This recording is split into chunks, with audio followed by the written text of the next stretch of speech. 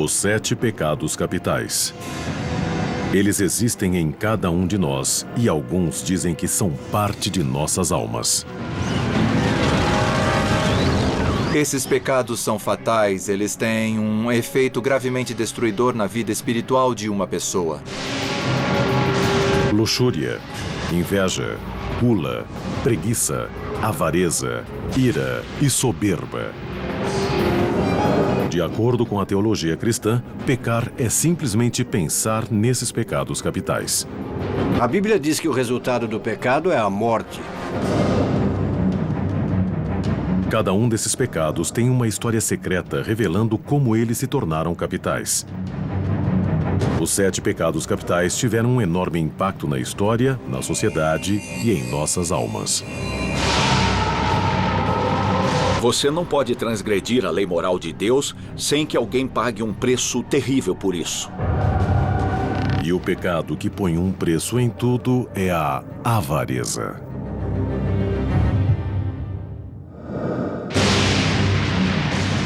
Os 7 pecados capitais são um importante conceito cristão.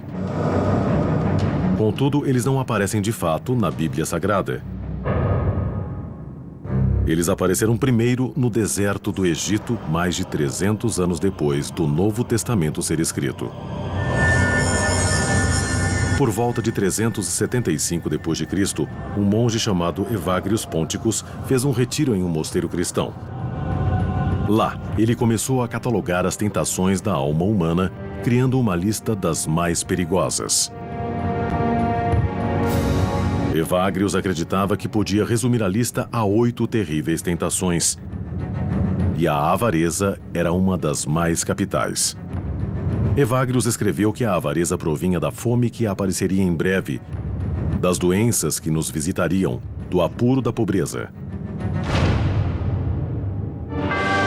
Os 7 pecados capitais não seriam codificados até 590 d.C., quando o Papa Gregório Magno reexaminou a lista de Evagrius. Ele reduziu a lista para 7, mudando o nome de tentações para pecados e proclamando que eram capitais.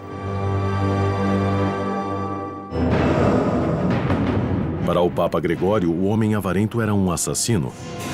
Ele escreveu: aquele que guarda para seu próprio uso o que iria sustentar o pobre está matando todos aqueles que poderiam viver de sua abundância. A avareza, o desejo excessivo ou voraz de um indivíduo por riqueza ou posses. Esse pecado é conhecido por vários nomes: ganância, cobiça e cupidez. Ele leva a atividades proibidas como o acúmulo de bens, traição, corrupção e roubo. Todas as pessoas são suscetíveis à ganância. Todas as pessoas de diferentes classes, tipos e profissões. Os problemas surgem quando nossas posses nos controlam, ao invés de nós controlarmos nossas posses. Um dos primeiros exemplos do poder e da influência do pecado da avareza é encontrado no livro do Velho Testamento, Êxodo. Moisés trouxe os 10 mandamentos de Deus do alto do Monte Sinai e o entregou ao povo judeu. Essas leis básicas de ética se tornariam o código através do qual a fé guiaria suas vidas. Alguns estudiosos religiosos acham que o último mandamento, não deveis cobiçar, põe em perspectiva todas as outras leis de Deus. O último, que é a cobiça, não é uma ação, é um estado de espírito. E a avareza é um estado de espírito de onde brotam todos os outros. Nos comentários de uma antiga lei judaica chamada Talmud, as pessoas se tornam avarentas ou cometem outros pecados por causa de seu impulso maligno, ou Yetzer Hara. Para rebater esse impulso maligno de ganância e egoísmo, o Talmud tornou uma obrigação tomar conta dos demais. No judaísmo, cada comunidade precisa ter o que chamamos de prato da comunidade, basicamente um fundo de caridade. Então, a ideia desde o começo era de que as pessoas que têm possuem uma obrigação de dar para as pessoas que não têm. O judaísmo não é tão voltado para o pecado individual quanto o cristianismo. O judaísmo se preocupa com o pecado porque ele interrompe uma ordem natural e porque a comunidade do povo de Deus é o que importa. Mas apesar dos decretos de Deus e das leis sagradas, o pecado da avareza prosperou na Terra Santa. Em 586 a.C., os babilônios conquistaram Jerusalém.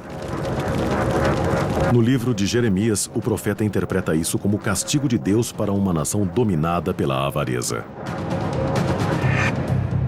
Eu daria suas esposas a um novo homem e as pastagens a novos donos. Do menor até o maior, todos cobiçavam receber. O Velho Testamento não é o único texto antigo a alertar contra a ganância. Por volta de 516 a.C., os ensinamentos de Buda se espalhavam na Índia. O religioso falava muito sobre a ganância. Para chegar ao estado de Nirvana, Buda revelou as 4 verdades nobres que são conhecidas como a essência dos seus ensinamentos. A segunda delas é que o sofrimento provém do anseio de posses terrenas ou ganância. A crença de Buda no karma também levou-o a acreditar que os gananciosos são castigados tendo de renascer como espíritos famintos. Há um reino chamado de o mundo dos fantasmas famintos. E são seres que não conseguem obter o bastante. E, como resultado, tudo se torna inadequado e nojento. Migalhas. No século III a.C., o taoísmo tinha uma profunda influência na China. O livro central da crença, o Tao Te Ching, atribuído ao filósofo Laozi, denuncia claramente o pecado da ganância. O Tao Te Ching diz que a ganância é a fonte de todo o mal da humanidade. Em 350 a.C., uma civilização mediterrânea contemplava de forma semelhante a natureza da ganância. A Grécia Antiga era fascinada pelo equilíbrio, na arquitetura e na vida. A ganância era um excesso a ser evitado. A lenda de Midas é uma descrição popular do pecado da ganância. Midas era um rei rico que queria ser ainda mais rico, transformando tudo que ele tocasse em ouro. Mas depois que os deuses atenderam ao seu desejo, Midas acidentalmente transformou sua comida e até sua filha no precioso metal. E percebeu o erro que cometera. Algumas crianças gregas que ouviram a lenda de Midas cresceram pensando melhor na ganância, inclusive Aristóteles, o filósofo a quem se acredita ter formulado o primeiro código de ética no mundo clássico. Aristóteles acreditava que para poder alcançar uma boa vida, o indivíduo deve encontrar o equilíbrio entre o excesso e a deficiência. Ele encorajava a noção daquilo que chamava de liberalidade, a virtude de dar a todos o tanto que mereçam. Mas toda virtude tem seu oposto. Se você possui uma deficiência na sua habilidade de dar, você é o que Aristóteles chamava de avarento, que quer dizer mesquinho. Aristóteles via ganância em toda parte e escreveu: "A ganância da humanidade é insaciável." Em 27 a.C., a glória da Grécia havia sido sobrepujada pelo poder de Roma. Eles eram os senhores de boa parte do mundo. Mas muitos temiam que seu sucesso no mundo havia corrompido suas almas. O escritor romano Horácio criticava a decadência que via ao redor de si com uma lista de 7 vícios: avareza, amor ao elogio e ira, preguiça, os 7 pecados capitais. Por séculos abalaram o comportamento do homem, mas não são temidos universalmente. O pecado da ganância era tolerado e até mesmo comemorado durante os primórdios do Império Romano. Então, por volta do ano 30 d.C., na província da Galileia, um prodigioso professor judeu pregava contra o pecado, com palavras que carregavam uma estranha e poderosa autoridade. Jesus de Nazaré proclamou: Afastem-se da ganância, pois a vida de um homem não consiste da abundância de coisas que ele possua. Ele resumiu a ganância quando perguntou: o que lucrará um homem se ele ganhar o mundo inteiro e perder sua própria alma? Jesus tem pouco a dizer sobre o valor do capital acumulado ou de acumular dinheiro. Mas ele tem muito a dizer para os pobres. E ele diz: vocês é que são os abençoados, não os ricos. E isso é claro que é falso. Sabemos que as pessoas de sorte são os ricos, mas não segundo Jesus.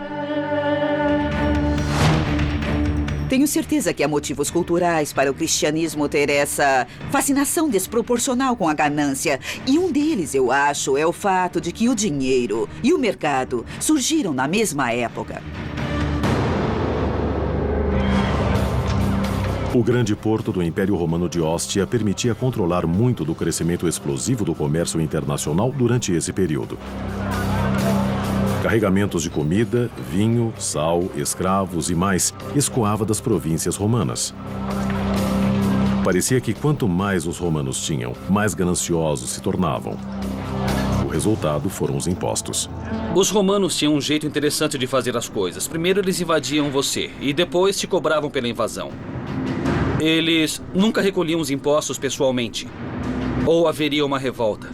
Tinham pessoas do local que pagavam para recolher os impostos. O que precisamos ter em mente é que os coletores de impostos ganhavam dinheiro cobrando a mais. O único jeito de um coletor de impostos ter seu próprio dinheiro era cobrando mais do que o governo exigia.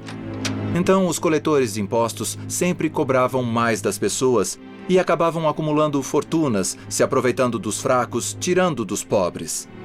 E a condenação de Jesus aos coletores de impostos é primeiro contra aqueles que tiram dos próprios irmãos e irmãs e entregam o dinheiro para um governo estrangeiro. Mas a verdadeira ira de Jesus era contra aqueles que emprestavam dinheiro no Templo de Jerusalém. Esses homens trocavam o dinheiro romano pelo siclo, moeda local com a qual os judeus costumavam comprar animais para sacrifício, e por esse serviço cobravam uma taxa.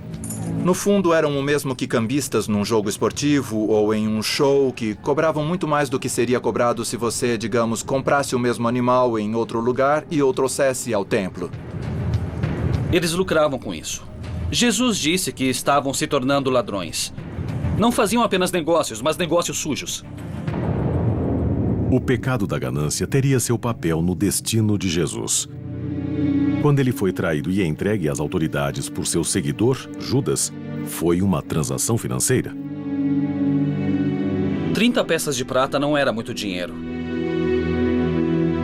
E ele estar disposto a vender Jesus em troca disso demonstra, no fim das contas, que é incrível o que se faz por dinheiro. Quando Jesus foi crucificado, em algum momento durante 26 e 36 depois de Cristo, os gananciosos podem ter sido perdoados, mas os seguidores dele retomaram o ataque ao pecado da ganância.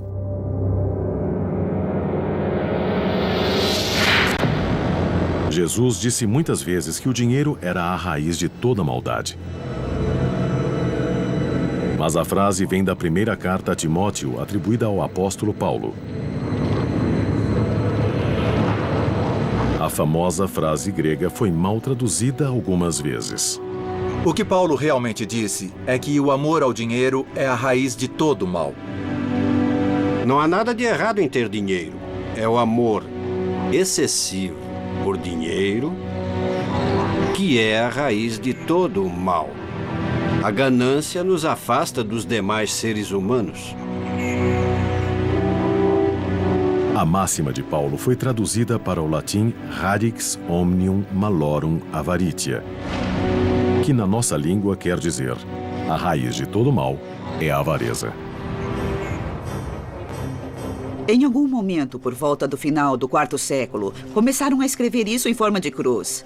Então, tínhamos radix aqui, depois tínhamos omnia malorum avaritia, e o que tínhamos era R-O-M-A.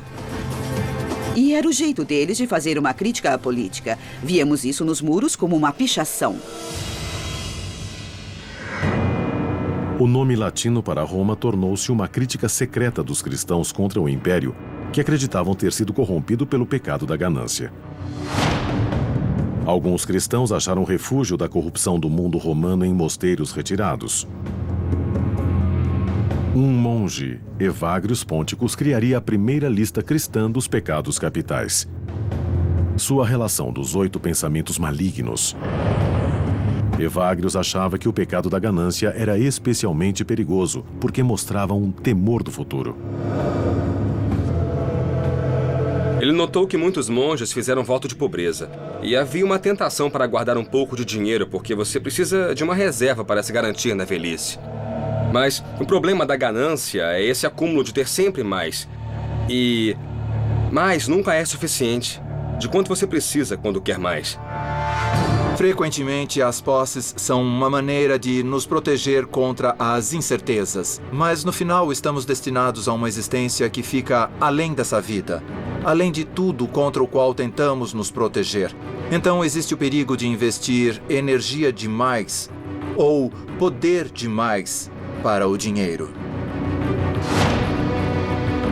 A lista de Evagrius de pensamentos malignos ficou pouco conhecida fora do clero. Mas em 400 d.C., um contemporâneo dele, um advogado que se tornou cético chamado Prudêncio, fez uma lista semelhante de pecados e a colocou em um livro épico, The Psychomachia, ou Batalha pela Alma. É uma alegoria do conflito entre o vício e a virtude que acontece em todos nós. The Psychomachia realmente demonstrou por quase 1000 anos o verdadeiro pensamento de Cristo. Prudêncio transformou cada vício e virtude num personagem dramático que consegue falar e sentir. Prudêncio era um gênio. Foi a primeira vez que se personificou o pecado. Isso faz parte do que é significativo aqui. Em The Psychomachia, os vícios e as virtudes lutam até a morte numa batalha épica. A personificação permitiu que pessoas leigas entendessem mais claramente o risco espiritual envolvido.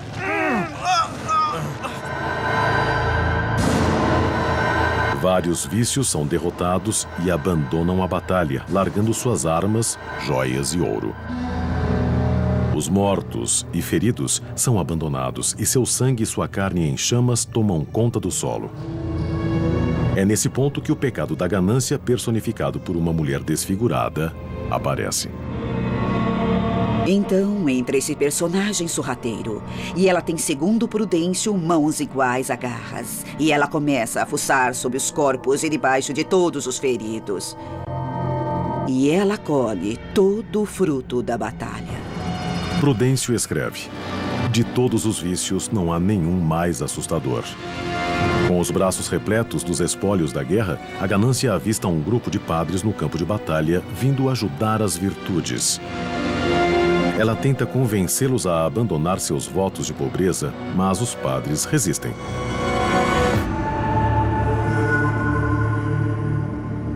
Vendo que não conseguiria vencer a batalha assim, a ganância apela para a dissimulação e transforma sua aparência. E ela se limpa toda e coloca um vestido novo, e ela se torna a frugalidade. A ganância finge que sua cobiça é porque está preocupada com o bem-estar dos filhos. No final, a ganância não obtém sucesso. E seus truques a levam à sua morte. The Psychomachia acaba com as virtudes, derrotando os vícios. Mas o pecado da ganância iria evoluir e continuar a prosperar, mesmo enquanto o Império Romano desmoronava ao seu redor. Durante séculos, o Império Romano havia seguido os 7 pecados capitais e tentado ignorar as consequências. Mas em 500 d.C. já era tarde demais. Os romanos, outrora ricos, haviam se afogado em dívidas e seu império, muito extenso, havia se despedaçado. A ganância e os outros pecados tinham ajudado a destruir o estado mais poderoso na história do mundo. A Europa mergulhou na Idade das Trevas. Os aquedutos não funcionavam direito. O sistema de esgoto piorava a cada ano e surgiu uma praga. Era um pouco parecido com o Holocausto australiano dos filmes de Mad Max.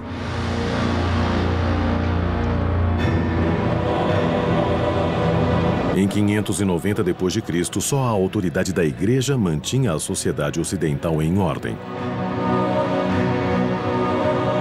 Nesses tempos temíveis e preocupantes, Gregório Magno transformou o grupo inicial de tentações dos monges de Evagrius na lista de pecados que conhecemos hoje em dia: luxúria, inveja, gula, preguiça, avareza, ira e orgulho. Os 7 pecados capitais haviam nascido e todos os bons cristãos precisavam conhecê-los e evitá-los. Acho que do ponto de vista da Igreja, você não pode ser ético se não conhecer algum padrão. Para uma pessoa da Igreja, a ética tem de se basear no seu compromisso com Deus. Os dogmas cristãos logo ecoariam numa nova religião daquele tempo, o islamismo. O Alcorão, escrito pelo profeta Maomé no século VII, é o texto central da fé islâmica. O livro diz aos seus seguidores que a jornada para dominar instintos básicos como a ganância é vital para se alcançar a pureza espiritual. Há uma metáfora na tradição islâmica que a pessoa gananciosa é alguém que se submeteu ao fardo de carregar essas coisas. E que a pessoa correta está livre da ganância.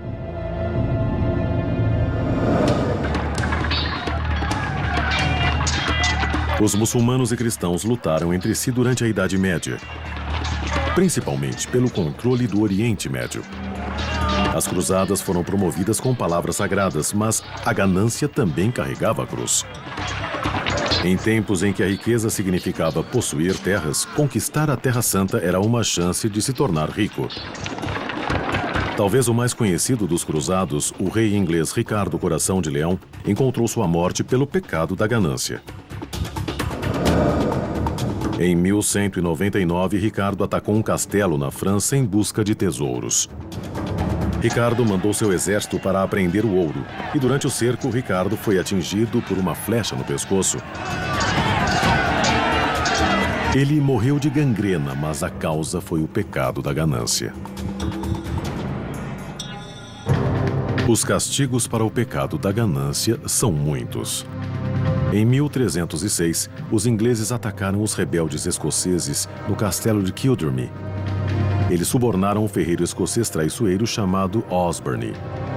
Ele começou um incêndio que destruiu o abastecimento de comida dos rebeldes. Os ingleses tomaram o castelo e Osborne exigiu seu pagamento, tanto ouro quanto ele pudesse carregar. Os ingleses ficaram enojados com sua ganância, derreteram o ouro e o despejaram em sua garganta. Essa terrível morte na vida real ocorreu no mesmo período em que o italiano Dante Alighieri começou sua obra-prima, A Divina Comédia, criando castigos indescritíveis para os pecadores.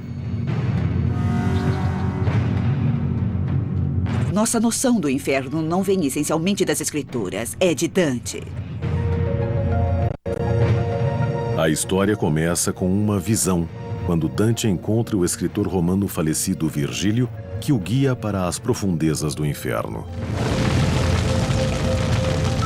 Lá, ele vê o destino dos pecadores. No quarto círculo do inferno, Dante encontra os gananciosos. Eles empurram para frente e para trás, sempre, grandes pesos que podem ser tão pesados quanto o ouro que tentaram obter em vida. Dante os chama de doentes para dar e doentes para receber, os acumuladores de dinheiro e os esbanjadores de fortunas. Esses pecadores são os dois lados de uma mesma moeda. Ambos são incapazes de controlar seu dinheiro.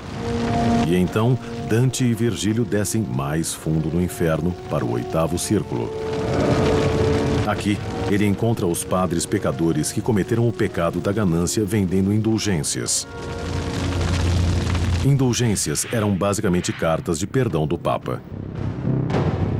Um pecador comprava uma indulgência que supostamente encurtaria ou até eliminaria seu castigo na vida após a morte.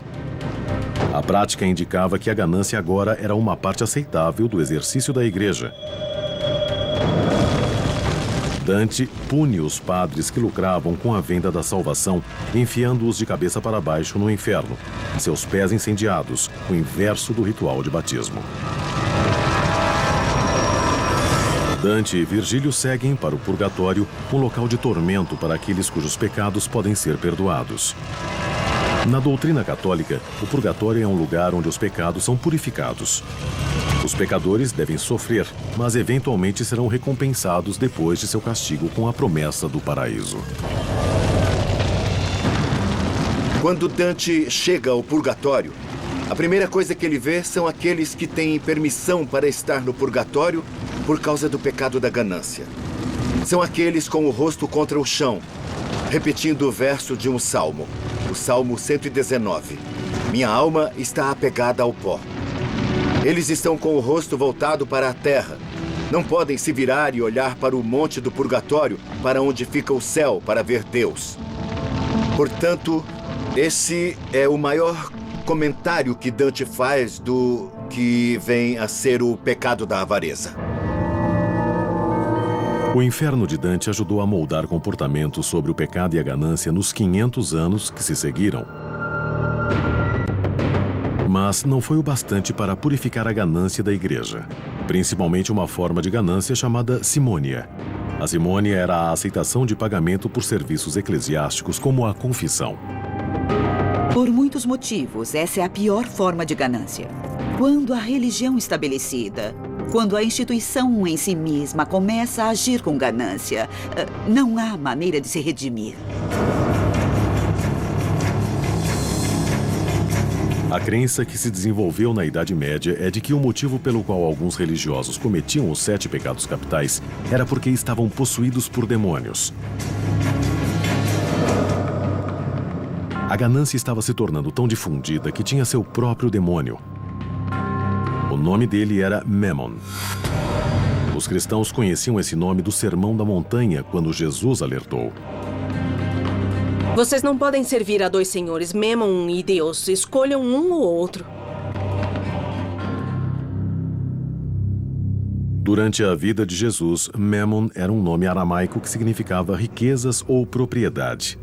Mas a definição mudaria na Idade Média. Esse termo se tornou um sinônimo de diabo. No estudo da demonologia, Memon renasceria no pensamento cristão como um diabo, literalmente, a cria do inferno da ganância, o inimigo da caridade e o destruidor da paz.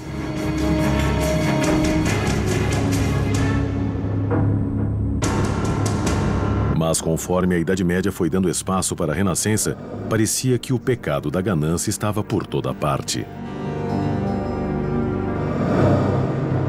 Em 1557, Peter Bruegel, o grande pintor alemão, retratou o pecado da ganância no quadro Peixe Grande Come Peixe Pequeno.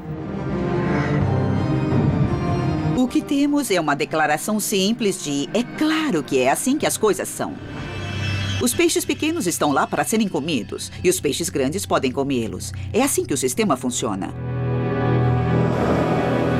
O capitalismo estava prestes a evoluir e o pecado da ganância nunca mais seria o mesmo.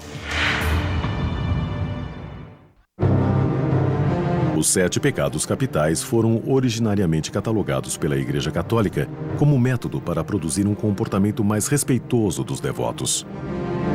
No século XVI, a crença e a ganância andavam de mãos dadas. Os europeus navegavam para o Novo Mundo para espalhar o cristianismo e encontrar ouro. Os protestantes que colonizaram a América do Norte pregavam as virtudes do trabalho árduo e da retidão, enquanto a classe mercante em ascensão acumulava riquezas pessoais. No século XVIII, o mundo estava começando a reexaminar o pecado da ganância e criou o próximo passo em sua evolução. Ele foi chamado de capitalismo. Em 1776, o filósofo escocês chamado Adam Smith publicou um exame do comércio chamado A Riqueza das Nações. O livro iria revolucionar o modo como as pessoas encaravam o dinheiro e a ganância. Os americanos acham que o único fato ocorreu em 1776, que é a Declaração da Independência. Na verdade, aconteceu outro fato muito importante, e na história do mundo, talvez tão significativa quanto a Declaração de Independência, foi a publicação de A Riqueza das Nações, escrita por Adam Smith. Muito bem, este livro foi o primeiro documento a enumerar os princípios da economia e a enumerar o caso em que o capitalismo, a economia, o comportamento em proveito próprio dos indivíduos, o desejo de possuir e até mesmo a ganância podem ser bons.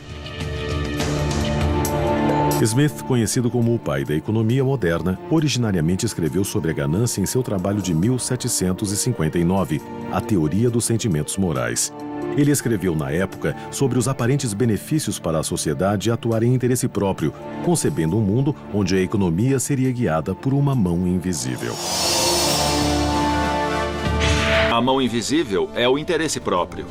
A ganância é a motivação do comércio e das transações. Nós trocamos algo que valorizamos menos para obter coisas que valorizamos mais. Adam Smith defendeu a tese de que, através daquilo que ele chamou de mão invisível, com milhões de pessoas funcionando de forma egoísta, desejando coisas que querem através do mercado, que tudo acabaria dando certo. Smith complementou seu trabalho sobre a ganância com A Riqueza das Nações, onde ele escreveu sobre a busca do interesse próprio, dizendo exatamente que os humanos são atraídos pelo egoísmo e pela ganância. O importante sobre a ganância em economia é que a ganância é vista como um dom, que as pessoas têm motivos para consumir mais coisas.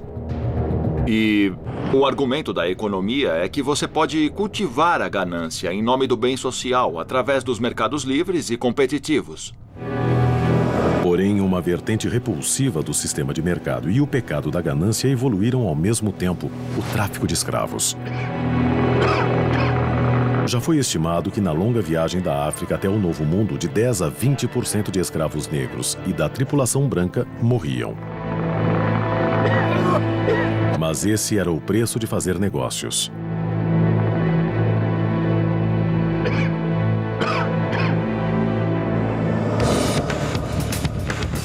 Em 1800, a Revolução Industrial causou outra mudança na concepção de ganância.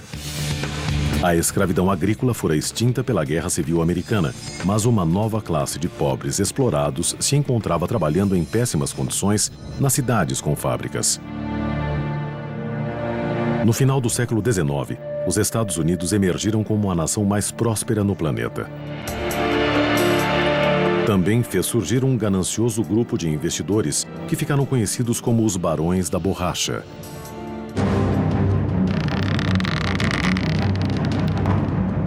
Esse grupo de banqueiros e homens de negócio acumularam fortunas gigantescas com práticas mercantis antiéticas e anticompetitivas. Os Barões da Borracha eram donos das estradas de ferro, donos dos bancos. Eles possuíam tanto na América que nossa liberdade estava sendo restrita e estava em perigo. Um dos mais notórios e inescrupulosos desses homens era Jay Gould.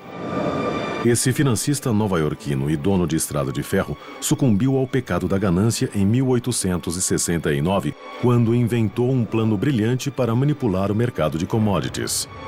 Primeiro, Gould incentivou o presidente Ulysses S. Grant a fazer o governo parar de vender ouro. Enquanto isso, Gould comprou secretamente uma grande quantidade de ouro em uma tentativa de encurralar o mercado. O preço do ouro chegou nas alturas, causando impacto no mercado de commodities e, o pior de tudo, o preço do trigo. Gould deduziu que o resultado seria um aumento no preço do trigo, forçando os fazendeiros do oeste a mandar mais para o leste nos trens que pertenciam a ele. Gould controlava tudo: o trigo, os trens e o ouro.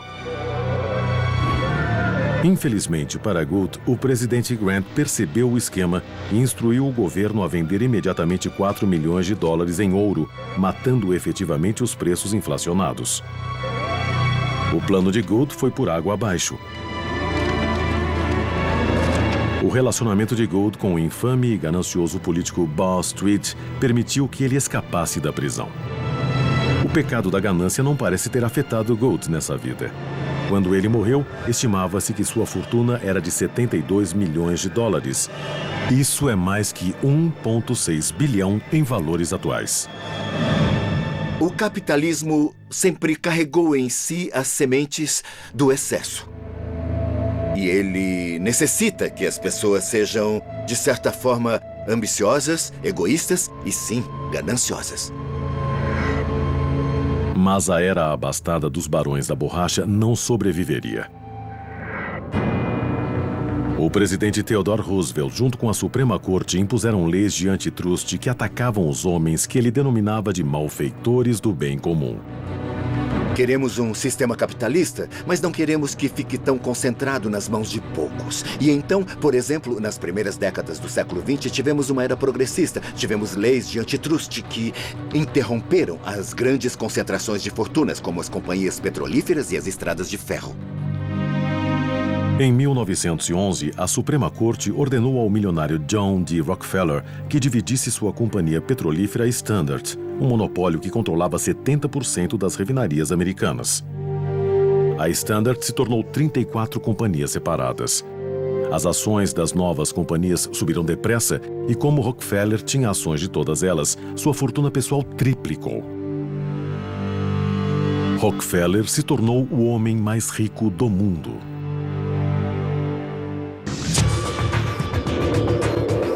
Era um momento determinante na evolução do pecado da ganância. Enquanto os Estados Unidos cresciam no século XX, o conceito de ganância mudaria para sempre. A percepção dos 7 pecados capitais evoluiu através da história. E nenhum pecado mudou tanto quanto a ganância. O século XX se tornaria o século da ganância. Mas seria uma viagem tortuosa. A Bolsa de Valores quebrou em 29 de outubro de 1929, iniciando a Grande Depressão. Acredita-se que uma das principais causas tenha sido o sistema bancário irregular, que permitia que poucos gananciosos ganhassem quantias absurdas à custa do povo. Acho que apostar na Bolsa de Valores é motivado pela ganância e no interesse pessoal. São pessoas que querem transformar uma pequena quantidade de dinheiro em uma grande quantidade de dinheiro e simplesmente estão dispostas a se arriscar. Mas quando a bolsa quebrou, afundou toda a economia junto com ela. O pecado da ganância havia quase arruinado o país. Um dos resultados da crise foi o temor pelos grandes negócios e iniciou-se uma onda de reformas econômicas e sociais. A Bolsa de Valores teve suas altas e baixas nos 50 anos subsequentes. Nos anos 80, os americanos já se sentiam confiantes o bastante para acolher o pecado da ganância. Tivemos os anos 80 e os anos 90, talvez possamos dizer este século, também até agora, o século XXI, que é quando exaltamos não só os desonestos e os empreendedores, mas exaltamos pessoas que obtiveram imensas quantidades de dinheiro e basicamente controlam tudo. A década de 80 ficou conhecida como a da ganância, antes mesmo de terminar. Os Estados Unidos prosperavam enquanto o governo de Ronald Reagan abaixava impostos, cortava gastos sociais e desburocratizava os negócios.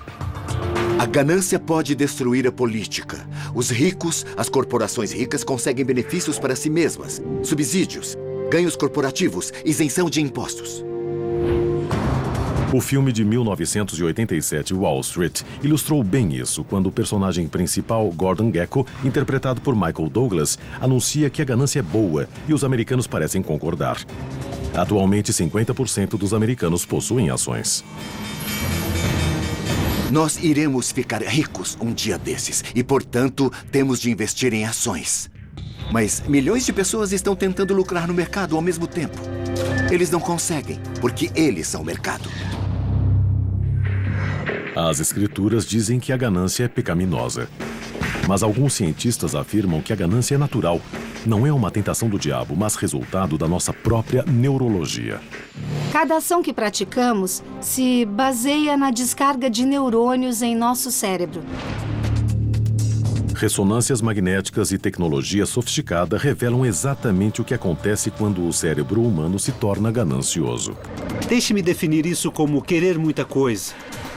Basicamente, sabemos muito bem o que é querer muita coisa e quando conseguimos algo, recebemos uma dose de um neurotransmissor chamado dopamina que o faz se sentir bem. Animais apertam alavancas que aumentam sua dose de dopamina e isso pode até matá-los, mas continuam puxando a alavanca. Então, por que não começa clicando em Start? Tudo bem. Quanto maior a bexiga, mais dinheiro eu ganho. Exato. Tudo bem. Nesse teste comportamental, os indivíduos enchem uma bexiga gerada por computador. Quanto maior ela fica, mais dinheiro eles ganham. Mas se o indivíduo ficar ganancioso demais, a bexiga estoura e eles perdem tudo. A questão não é ser ou não ganancioso. A questão é quão ganancioso. Como medimos a ganância. Como nos certificar de que a ganância de fato funciona para todos nós. Para avaliar como a ganância influencia as negociações financeiras, o doutor em economia da Universidade de Penn State, Gary Bolt, utiliza um teste fascinante chamado o jogo do ultimato. O jogo envolve 2 negociantes e eles buscam um acordo sobre como dividir $20. O que eu proponho é que você fique com $5 enquanto eu fico com $15 para mim. Você pode aceitar ou rejeitar esses $5. Se você o aceitar, a pilha se divide. De acordo com isso, 15 e 5. Se você rejeitar, nós dois acabamos sem nada. É isso. Essas são as regras. Nada de segunda chance. Joguem uma única vez. Quase metade dos que fazem a proposta são tomados pelo pecado da ganância e oferecem o valor mais baixo possível. Quase a mesma quantidade dos testados aceita a oferta mais baixa, contanto que ganhem algo. Talvez os dois lados sejam gananciosos, mas alguns são menos ambiciosos. Cerca de 10% têm uma reação diferente à ganância. Eles insistem em dividir meio a meio e estão dispostos a acabar sem nada do que aceitar o que consideram uma proposta injusta. Acho que cada um deve ganhar a mesma quantia de dinheiro, independente de qualquer coisa. Esse grupo parece rejeitar o pecado da ganância por completo. Mas essas pessoas estão realmente renunciando à ganância ou é apenas uma questão de definição? Pode ser que a noção tradicional de ganância por bens materiais simplesmente necessite ser ampliada. As pessoas querem bens materiais, mas também querem bem-estar social. Querem ser tratadas de forma justa. Elas querem muitas coisas para si mesmas. Querer alguma coisa. Esse desejo é a faísca que desperta o diabo ou o DNA é o maior responsável pelo pecado da ganância? Eu acredito que a ganância seja algo que todo mundo possua. Portanto, faz parte da constituição biológica. Mas se a ciência provar que a ganância faz parte do nosso DNA, isso realmente significa que não temos controle sobre ela? O Papa Gregório e Evagrius diziam que a ganância é maligna. Os barões da borracha e ícones de Hollywood diziam que a ganância é boa. Qual deles está certo? Independente da resposta, uma coisa é certa. Ganância. Nós nunca vamos derrotá-la.